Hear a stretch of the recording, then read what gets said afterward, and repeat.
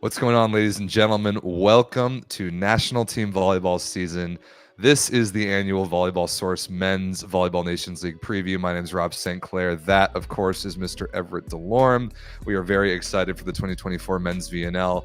It is already underway. It is on us fast, and it is a big summer because, of course, this is the Volleyball World's flagship event that leads up to the Olympic Games in Paris. We're going to tell you everything you need to know about the tournament and go through all the teams. Yeah, absolutely. We're so excited to bring you this preview of the 2024 Volleyball Nations League. It's got to be one of the best events of the year. It's just volleyball all day long for weeks on end, alternating between the women and the men's. And the women have already got kicked off, and now we're here to preview with the men's. Just a quick little overview of the 2024 men's VNL. There's going to be 16 teams competing with 12 matches per teams across 3 weeks of play. There's going to be 8 teams competing in 2 different sites weekly, with each team playing 4 matches per week, equaling 12 across the 3. After the end of the 12 matches in the 3 weeks of play, the top 8 teams will qualify for the 2024 VNL finals in Łódź, Poland. And of course, as always, you got to remember that there is no relegation for the 2024 Volleyball Nations League. So that means Turkey, Bulgaria, you guys are safe. As for the schedule of locations for the 2024 Volleyball Nations League, Week 1 locations exactly the same as they are on the women's side. We love this continuity in Antalya, Turkey, and Rio de Janeiro, Brazil. Week 2, we head to Fukuoka, Japan, which is also hosting on the women's side in, I believe, Week 3. And our personal favorite site, Ottawa, Ontario, Canada. Everett and I will be there as always. Week 3, we got Ljubljana in Slovenia and Manila in the Philippines, which continues to do a great job hosting events. All of that leading up to the finals in Łódź, Poland. Poland, of course, as the host, does qualify for the finals. So effectively, the remaining 15 teams are fighting for 7 spots to play for a gold medal. In the 2024 Volleyball Nations League, there's no more core or challenger teams because there's no more relegations. So instead, to create a better competitive balance, they created 4 groups of teams. Now, each group will have to play 3 teams from each other group. So that means that you're going to play all 3 other teams within your own group and then play 3 teams from each of the other groups. And the groups are as follows. In group number 1, you have the top teams. All of this is from after the 2023 VNL season, so it's not taking into account the Olympic qualifying tournament. So in group 1, you have Poland, USA, Italy, and Brazil. In group 2, you have Japan, France, Argentina, and Slovenia. In group 3, you have Serbia, Iran, Netherlands, and Turkey. And in group 4, you have Cuba, Germany, Canada, and Bulgaria. Now, of course, this particular edition of the Volleyball Nations League is an interesting one with a big event on the horizon, the Paris 2024 Olympic Games. Now, 7 of the 16 VNL teams are already qualified for the Olympics. You have France as the hosts, and then the 6 teams that made it out of the 3 pools at Olympic qualifiers last fall, Germany and Brazil, who qualified out of Group A, the United States and Japan out of Group B, and Poland and Canada out of Group C. So 7 teams in the Olympics, 5 spots left. Now, of those 5 spots, 1 of those spots is guaranteed to go to a team from Africa. Right now, that's Egypt at world rank 19, and we don't see that ranking changing before the deadline. That deadline is Monday, June 24th.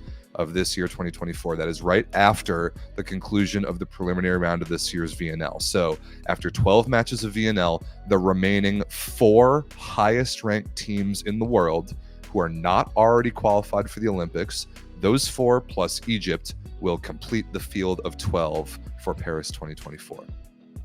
Now, looking at those teams who have yet to qualify and just going down the list, we have Italy, Argentina, Slovenia, and Serbia all sitting in Olympic spots currently, with Cuba, the Netherlands, Turkey, Iran, and Bulgaria all vying for positions. Now, when you look at the scores and the differences, Italy, Argentina, and even Slovenia are sitting pretty comfortable, with Serbia and Cuba really going to be fighting for that last spot, with the Netherlands maybe with an outside chance if they have a fantastic VNL. Now, remember, the plus minus in your world ranking will be affected on a game per game matches, depending on the ranking of the other team that you're going to be playing. And that it depends also on the score of the game. So if you win a game 3-0 or against 3-2, you're going to get more points for a 3-0 win than a 3-2 win. And now Volleyball World has actually made it so you can go on and click on the schedule, and you'll be able to see exactly how many plus or minus points a particular team will get for a particular type of loss. Last thing to go over is how the roster regulations work for the tournament. So coming into the summer, each governing body, each national federation that is, can name 30 athletes to the VNL preliminary roster. That's sort of the pool of players that your team can pull from throughout the entirety of the tournament.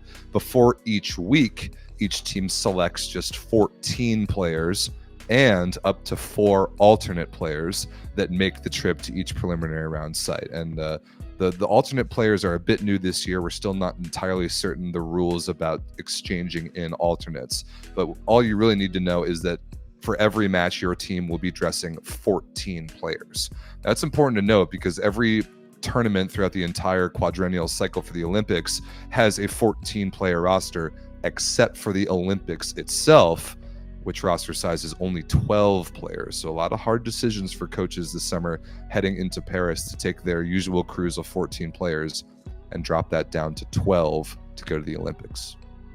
All right, well, that's how the tournament is going to break down. Now let's take a look at some of the rosters for the 2024 VNL. First on the list, country-wise, as we go through the list of 16 teams in alphabetical order, our South American friends from Argentina coming into the VNL ranked 6th in the world. They finished 5th in the preliminary round last year, made the playoffs, and immediately got smacked by Italy 3-0 in the quarterfinals. Like we saw in the Olympic picture in the beginning of the video, Argentina is not yet qualified for the Olympics. They didn't have the best Olympic qualification tournament in the fall, but their world ranking holds them pretty securely right now in the 2nd ranking spot, and I like them to hold that spot as far as the VNL is concerned. It would take a serious disaster for them to fall out of that spot. Their head coach is Marcelo Mendez, who's very accomplished. He's led this team for a long time, including to Olympic bronze back in 2021, which was an all-time achievement. And something we've kind of been talking about Argentina since then is where do they go from there? Like what now is the motivation and what now is the ceiling, I guess, for this Argentinian group? And it will be a lot of the same characters that we saw in Tokyo. Facundo Conte took a year or so off. He's back. Luciano Pacheco, one of the best setters of all time. He's still very much in the game. Bruno Lima, leading scorer from the Olympics, he's very much in the game. They've got a couple new younger outside hitter options, and they've got one of the very best middle blockers in the world in Agustin Loser. So how does Argentina attack this VNL to create an Olympic roster? Because they've got a lot of very capable bodies. Choosing 12 for Marcelo Mendez will be a little bit difficult, but they also, I think, kind of have a bit of a statement to make as far as proving themselves to be an Olympic medal contender again. I don't know if I would put them in that group right now, but if they have a truly great VNL and beat some good teams, I think that conversation could really change in a good way for the Argentinians. Next up is Brazil. Now, of course, when you talk about Brazil and volleyball, it's always synonymous that they're at the top, but currently they're only ranked 5th in the world, which, believe it or not, is actually pretty low for them. Last year, they got 6th at this event after finishing losing 3-0 to Poland in the quarterfinals. But they did manage to get things together and qualify through the Olympic qualification tournament in the fall. So their spot at the 2024 Paris Olympics will be safe.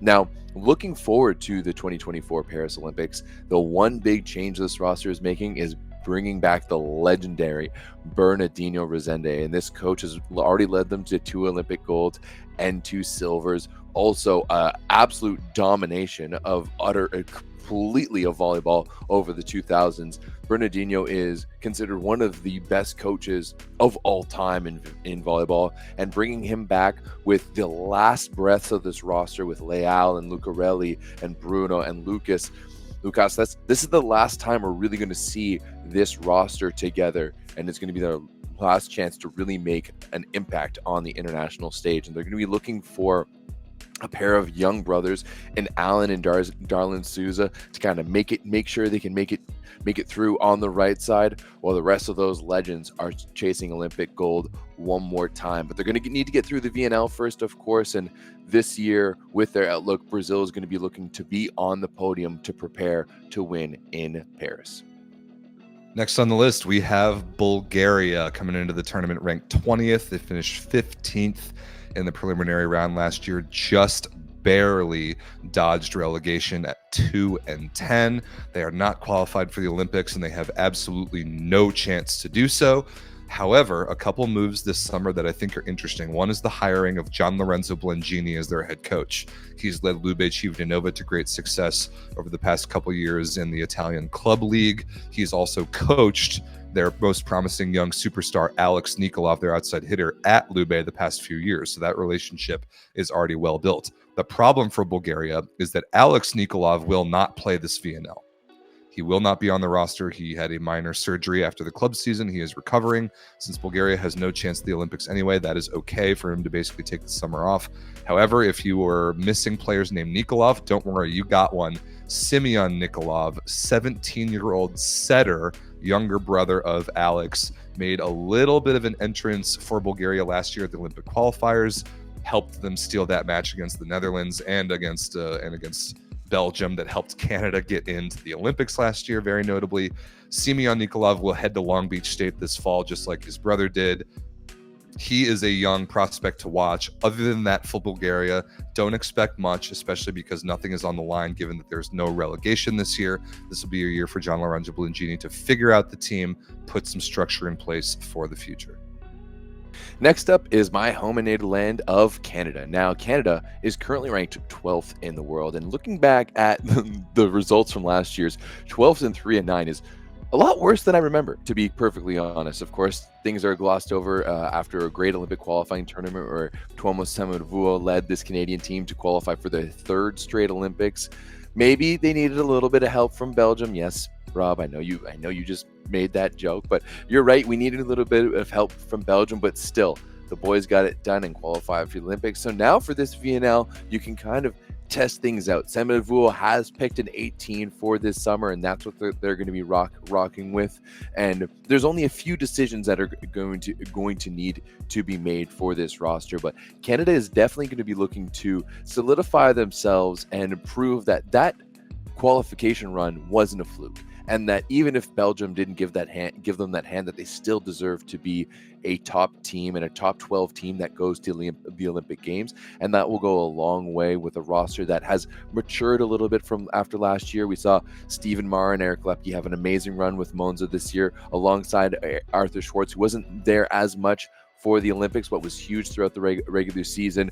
And a number of other players have really matured nicely. So it's going to be very interesting to see how the Maple Volleys can do throughout the course of this 2024 VNL in preparation for the 2024 Paris Olympics.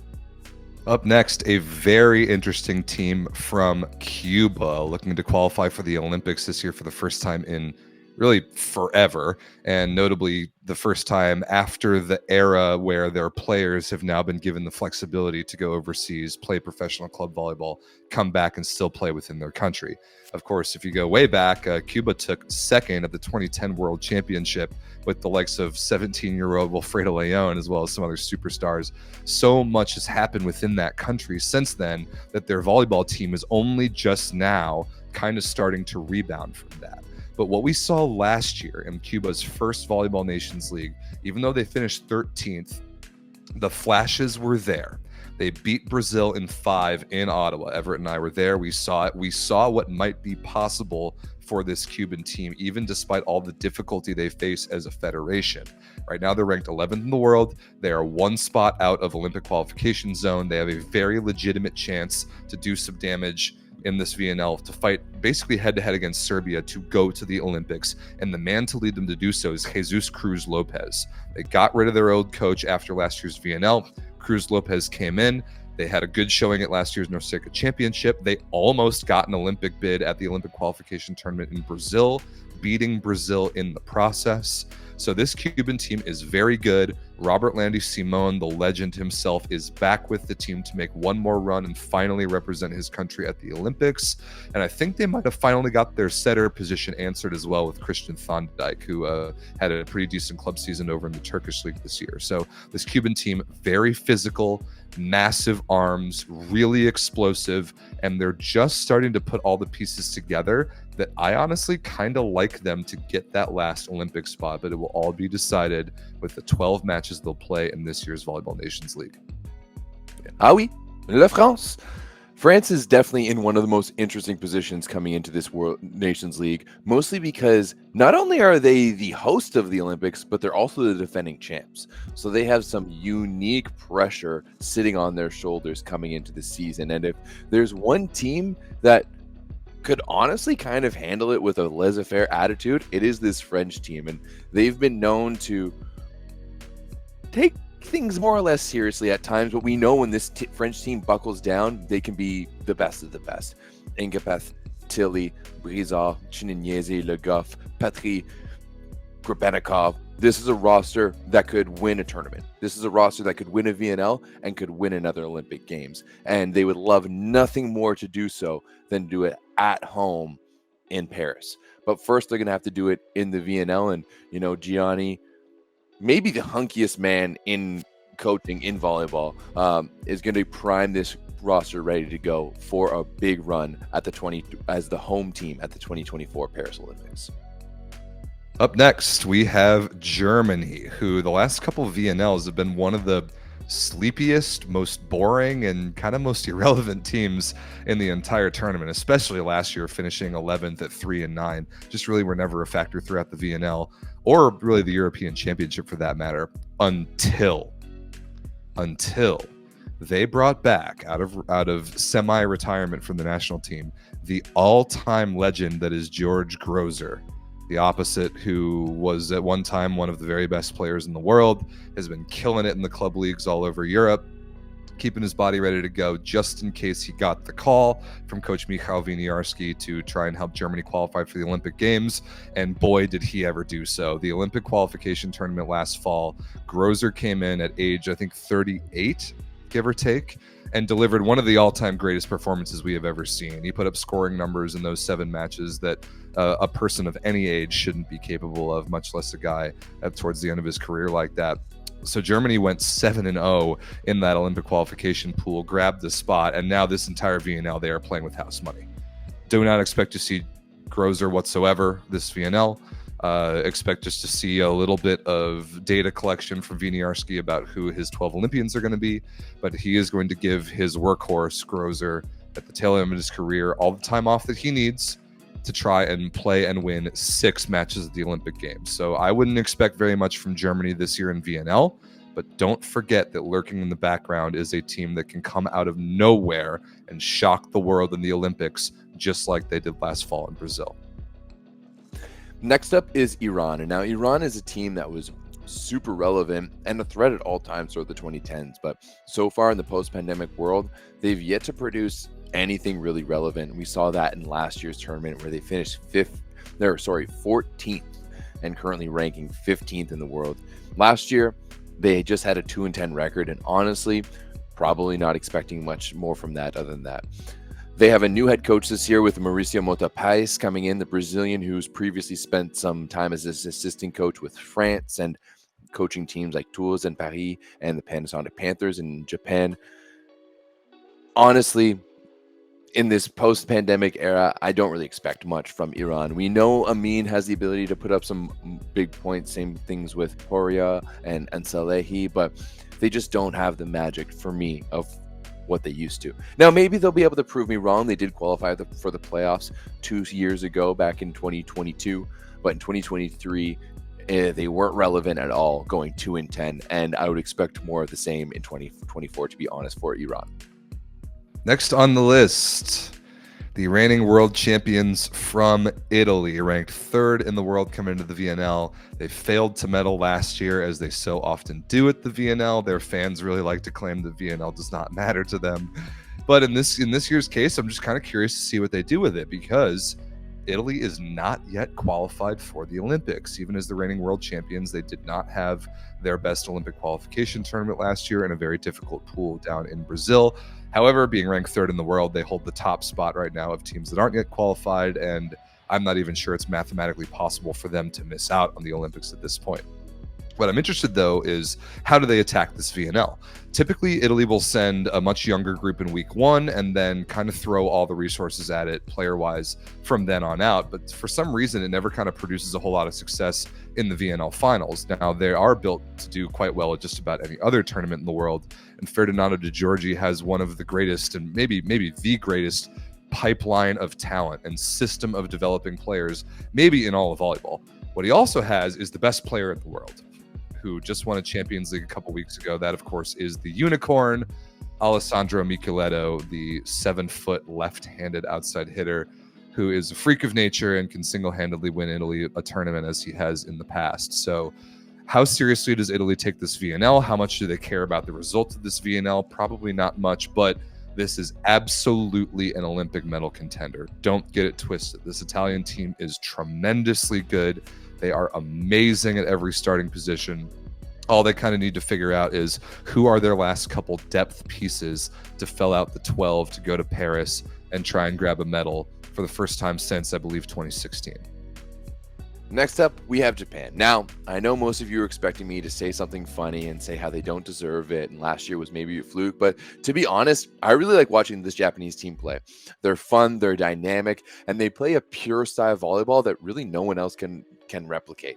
I've said it before, but if all Japanese players were a few inches taller and a few inches heavier, no one would beat them. But that's not unfortunately the case. Now, if we're looking at last year's edition, they did manage to finally catch up to Canada and get their first ever bronze medal at the VNL by beating Italy 3-2 in that bronze medal game. And now I kind of expect maybe not the same. I think most teams will have them as a top team and won't take them as lightly as in years past. But I think this Japanese team is a medal threat consistently. When you look at this roster, head to toe, it's not only deep, but it is really damn good.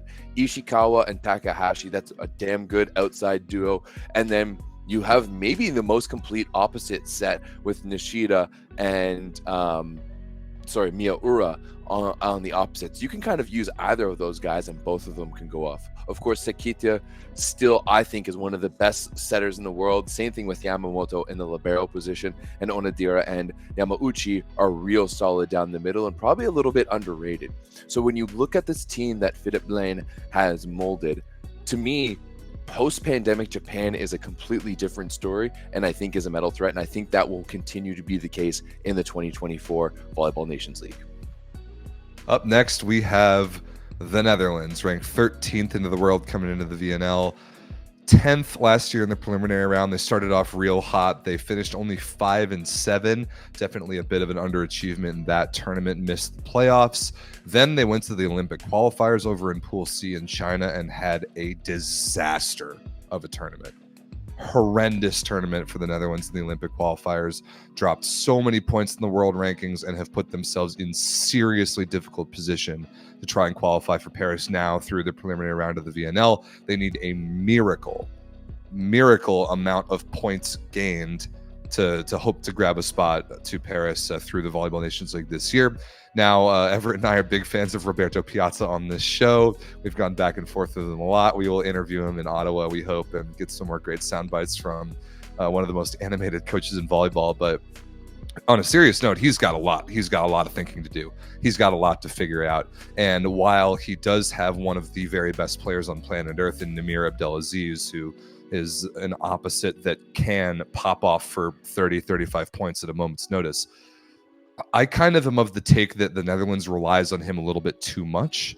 And Namir's dominant personality of demanding the ball so much has actually kind of hurt their team's development in the long run, because there are other good pieces on this team.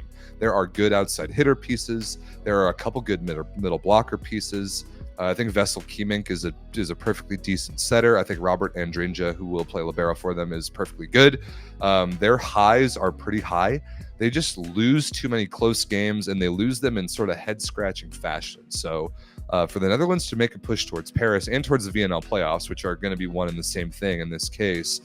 They've got to play elite level, clean volleyball that it shows a level of balance that I haven't seen from them in a little while, at least since Piazza has been there.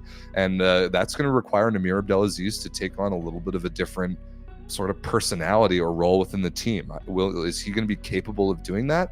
I guess there's only one way to find out. Next up, we have the undeniable best team in the world right now, Poland. Now, Poland is the undefeated? I don't know if they're undefeated, but they are the returning VNL champs. And to be honest, that's more of what I expect from them this year. I picked them to win the VNL again this year because they have the deepest and best roster.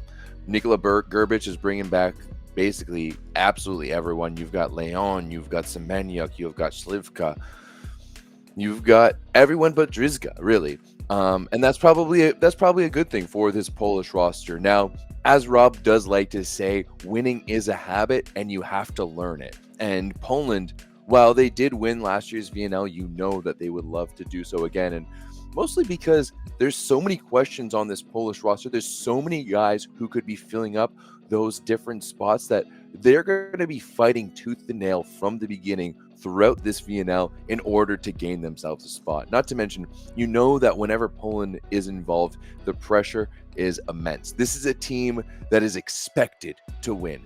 Anything less than gold this summer will be a failure, and I think that extends not only to the Olympics, but also to the VNL. Next on the list, we have the 9th-ranked team in the world from Serbia. They just barely missed the playoffs in last year's VNL, 6-6, just outside in 9th place. They are not yet qualified for the Olympics, but they do come in to this year's VNL in the last Olympic qualification spot for now. This is not the Serbian team that some of you volleyball historians will remember. This is not the Serbian team with both Gerbic brothers. This is not the Serbian team with Ivan Milkovic, with my hero Daddy Stankovic, with Aleksandar Atanasijevic, even like throughout the 2010s. It's been a while since Serbia has been to the Olympics. It's been since 2012. They deserved to go to the Olympics a few of the times since then. I don't think they really deserve to go to the Olympics this year. This is a team clinging on to just some historically good results that are giving them this positive world ranking now that they have. Based on the eye test and based on their results in both VNL, European Championship, World Championship, whatever, the last couple of years, this is not an Olympic caliber team. They have tried to pull Atanasijevic out of retirement or kind of out of the depths of obscurity a few times to give him one last run. He's not the same. They don't really have a setter. They don't really have a libero. Their outside hitter position is a little bit jumbled because it could be Uroš Kovacevic and Marko Ivovic, who we've seen for a decade. It could be some younger guys. They're always going to be good in the middle because, of course, this is Serbia we're talking about. But as far as Olympic hopes, statistically and based on the rankings, they have a decent chance. But in my opinion, just based on the team that they're fielding right now, not only do I think that Cuba will take their spot, I think that Cuba kind of deserves to take their spot. Unless Serbia finds a little bit of magic and shows me something really, really different and special this VNL, I don't really love their chances of getting back to the Olympics for the first time since 2012. Next up, we have world number 7, Slovenia, led by George Cretu. Now, Slovenia is a team that has really been on the up and up over the past number of years from the mid-2010s, but has yet to qualify for an Olympics. Now, last year was another big year, going 8-4 throughout the preliminary round, although losing 3-0 to Japan in the quarterfinals. This is a team that, while it doesn't hold the qualification spot, it does sit snugly in that 3rd spot. So if they can just continue their course and stay more or less on the same line, they'll be able to book a trip to Paris. And that will be good because this is a team very much at a crossroads. This is a team led by some legends, led by guys like Tine Urnaut and Clement Chibul, who have regrown Slovenian volleyball in so many ways, letting them to a number of European medals over the past number of years. Guys like Koza Murnik, Alan Paniak, Tončet Stern. This is a team that is really on their last legs and ready to give it up to the next generation in terms of guys like the Rock Mosic. Now, they won't have the use of the Rock until at least week number 3, but for Slovenia, they do sit pretty comfortably in that third highest ranking spot, so they are pretty comfortable about their ability to qualify for the 2024 Paris Olympics without him. But still, this is a team that is going to want to look to solidify their spot at the Olympics with some solid play here at the 2024 Volleyball Nations League. Next up, we have Turkey coming in at the 14th ranked in the world. Turkey is a newcomer to the 2024 VNL.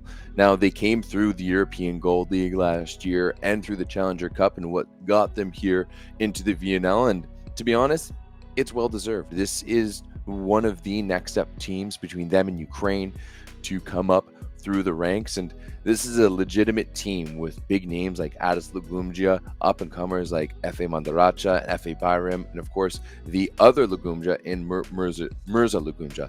They'll be hosting week number 1, so they'll be able to get their feet underneath them properly at home and be welcomed to the elite world of volleyball.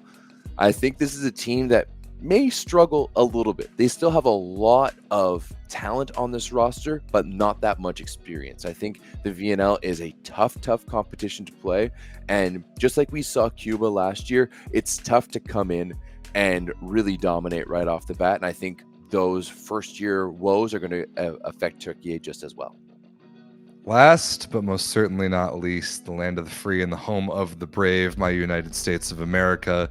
The second-ranked team in the world coming into the VNL, first in last year's preliminary round, second in the tournament, losing 1-3 to Poland at Poland in the gold medal game.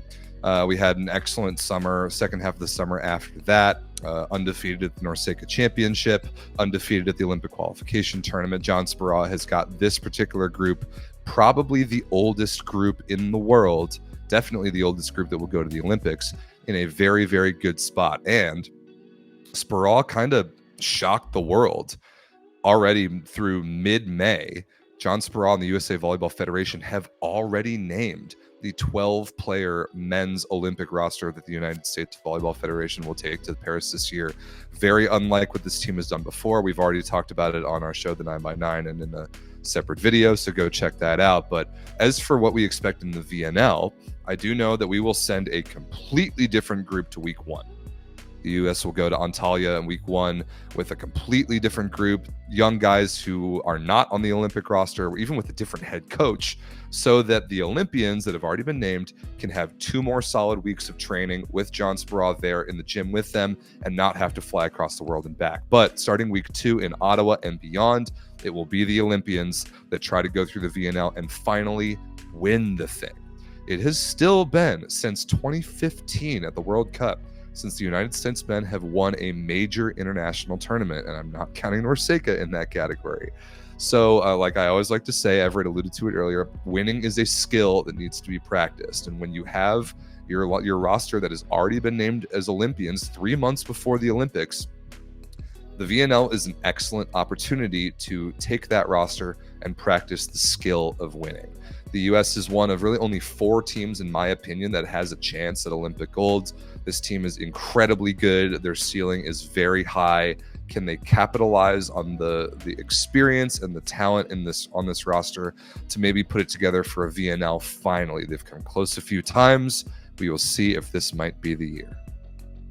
All right, and that is going to be the 16 teams competing at the 2024 Volleyball Nations League. Now, Rob, there's plenty of storylines to talk about in this year's editions, of course, with the Olympics coming.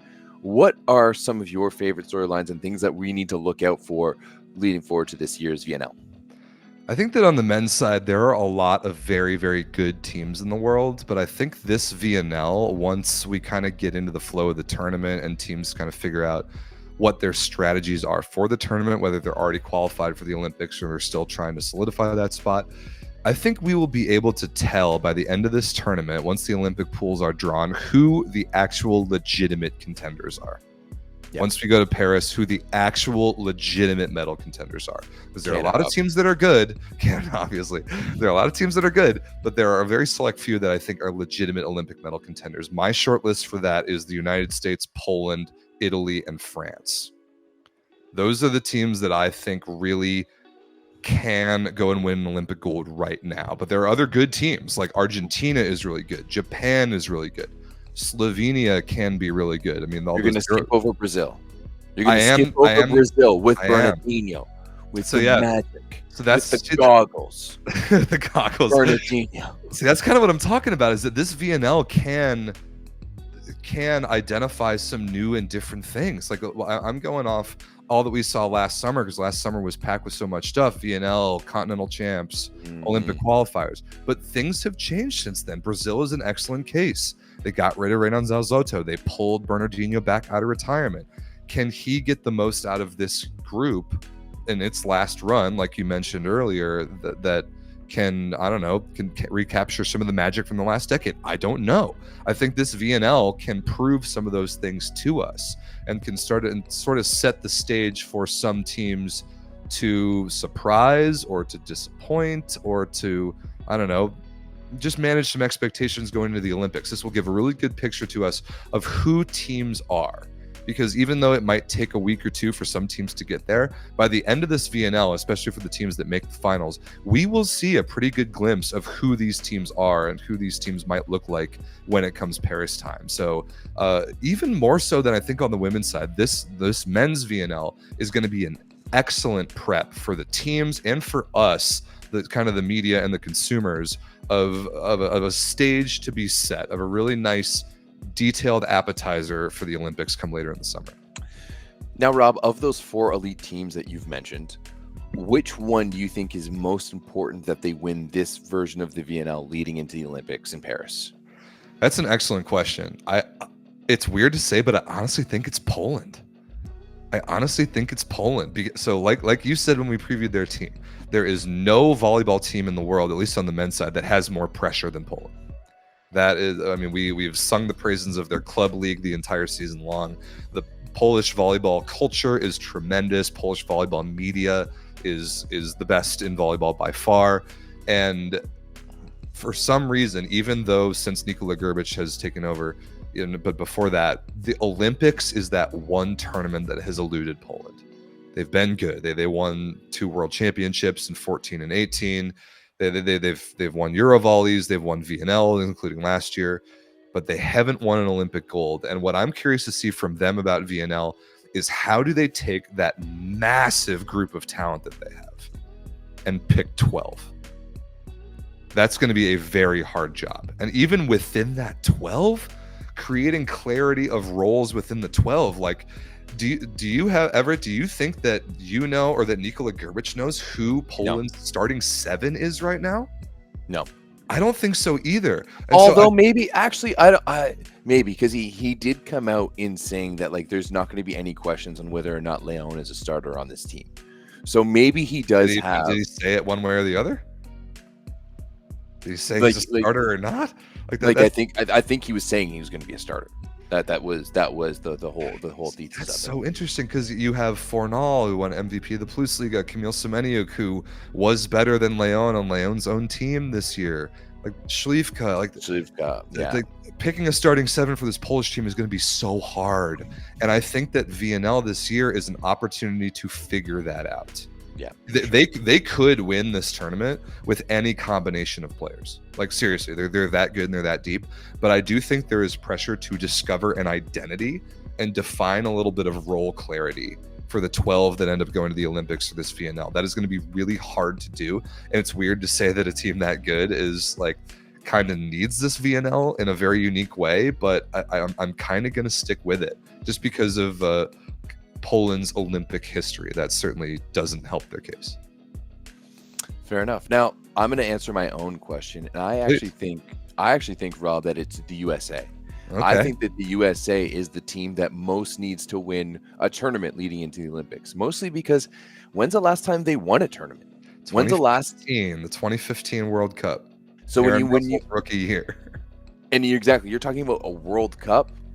the World Cup isn't even a real event. Okay. No, it mattered back then. I'll No, stop it didn't. there. No, It did. It was an we're Olympic not qualifier. we're not gonna get into that. However, because the 2015 World Cup, remember, Canada beat you guys to qualify for that one. However, regardless, let's stay here in the now. The last championship they won was back in 2015. When you're talking about the other elite teams, when you look at they've won recently, Poland has won a VNL, and they're Euro volley. Poland, right? And Euro volley. Italy has won a Euro volley and a World Championships. France, they've won an Olympic Games. You know what the USA hasn't done? Won a gold medal.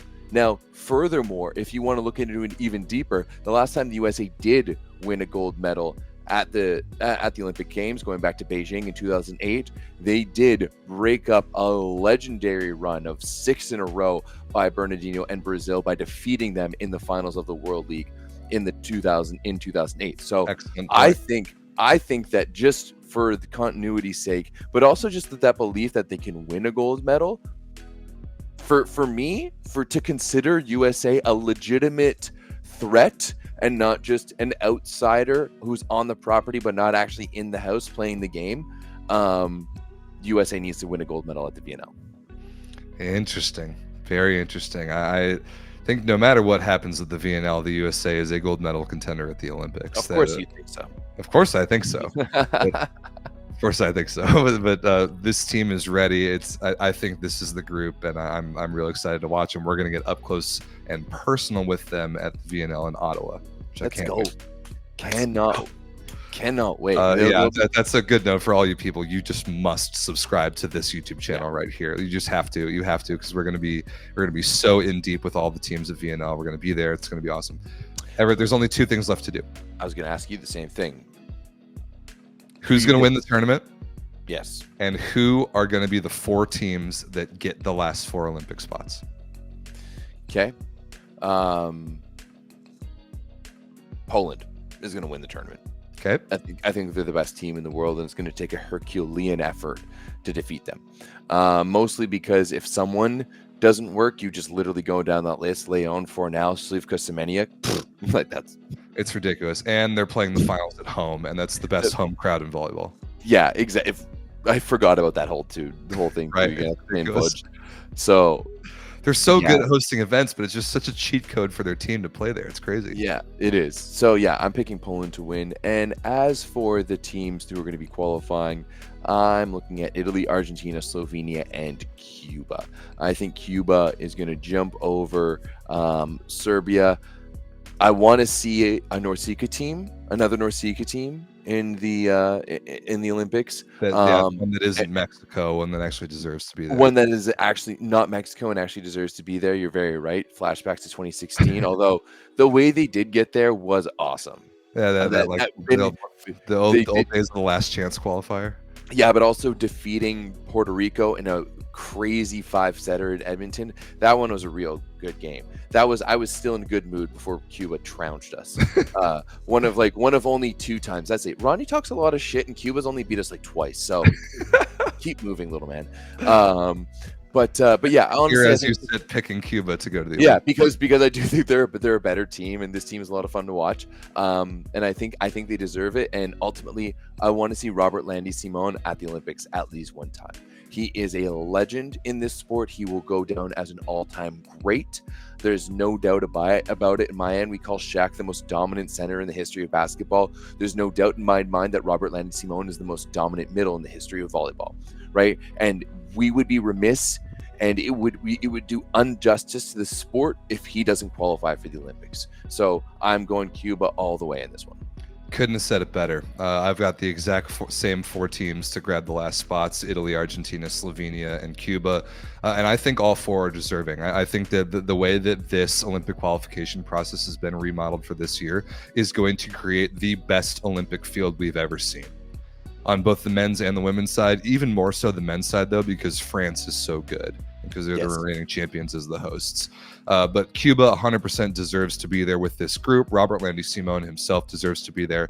And I know we talk a lot of trash about Cuba because we've got our resident troll, Ronnie Cuban Spike, that we love to make fun of. But I love watching this Cuban team play, like you said. I really do love watching them play, and I think that they are deserving, and I think that they're better than Serbia and will have a better VNL, such that they jump them in the world rankings. Last but not least, my VNL champion is the United States. Okay. This is it. This is the year. It's happening. Yeah. We're gonna finally shake the Poland demon in Poland. I mean, a lot of the reason why we keep losing major international tournaments is because we have to play Poland in their own home gym. It's ridiculous. Each of the last 2 major tournaments, at the World Championship 2022, at the VNL last year, we lose to Poland in Poland, and nobody beat them in either case. So this is the year. We've got that team downloaded. We've got certainty with this roster. We know the 12. Poland, and with all the other teams, another interesting point is that not only will the teams be trying to accomplish their Olympic goals, but the individual players will be too. There's going to be competition within the teams to realize lifelong dreams for these individual players to represent their countries at the Olympics. The United States doesn't have that problem anymore. The Olympic roster is named. The roles are clear. I think that advantage is significant. And I think that, like you said, the last time we won an Olympic gold, we did so by winning the tournament immediately before it, which was the World League that has now become the Volleyball Nations League. I'm confident in our guys, and I can't wait to see a group of Olympians up in Ottawa, for which, again, you just must subscribe to this YouTube channel to catch all that coverage. It's just going to be so good. Ottawa's going to be sick. Can't wait. I cannot wait. Especially with how we vibe with USA and Canada now. Like, Piazza. And our boy Roberto Piazza and Argentina guys and Javier Concepcion, our homie from Cuba. I hope Herrera's there too. I hope Herrera's there too. I hope Herrera's there. Can't wait. So this is the channel. This is the #1 source of volleyball. There's a reason we named the channel how we do. It's going to be a great international summer. We hope you all are along for the ride.